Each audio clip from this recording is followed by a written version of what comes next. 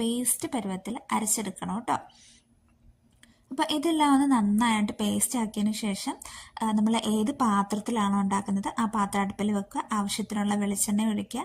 പിന്നെ ഒരു താളിപ്പിന് വേണ്ടിയിട്ട് കുറച്ച് ചെറിയുള്ളിയും കുറച്ച് കറിവേപ്പിലയും ഇട്ട് ഒന്ന് മൂത്ത് വരുമ്പോൾ നമുക്ക് നമ്മുടെ അരപ്പൊടി ഒഴിച്ചു കൊടുക്കാവേ. എന്നിട്ട് ആ അരപ്പൊന്ന് ചൂടായി വരുമ്പോൾ അതിലേക്ക് ആവശ്യത്തിനുള്ള വെള്ളം ഒഴിക്കുക, ആവശ്യത്തിനുള്ള ഉപ്പിടുക. എന്നിട്ട് ഇത് ഒന്ന് തിളച്ച് വരുമ്പോഴേക്കും നമ്മൾ ആക്കി വെച്ചിരിക്കുന്ന ഉരുളകളുണ്ടല്ലോ അതെല്ലാം കൂടെ ഒന്ന് ഇട്ട് കൊടുത്ത് അപ്പം മൊത്തത്തോടെ ഒരുമിച്ചിട്ട് കൊടുക്കല്ലേ. ഒരു ട്രിപ്പ് ഇട്ട് പിന്നെ ഒരു തിള വരുമ്പോഴേ അടുത്ത ട്രിപ്പ് ഇട്ട് കൊടുക്കാവുള്ളേ. അപ്പം ഇടയ്ക്കൊന്ന് ചെറുതായിട്ട് ഇളക്കി കൊടുക്കുക, അത് പൊടിഞ്ഞു പോകാതെ അടി പിടിക്കാതിരിക്കാൻ വേണ്ടിയിട്ട്. അപ്പം ഈ ഒരു പരുവാകുമ്പോൾ നമുക്ക് അടുപ്പിൽ നിന്ന് മാറ്റാം കേട്ടോ. അപ്പം ഇത് ചൂട് ആറിക്കഴിയുമ്പോഴേക്കും കുറച്ചുകൂടി തിക്കാവും കേട്ടോ.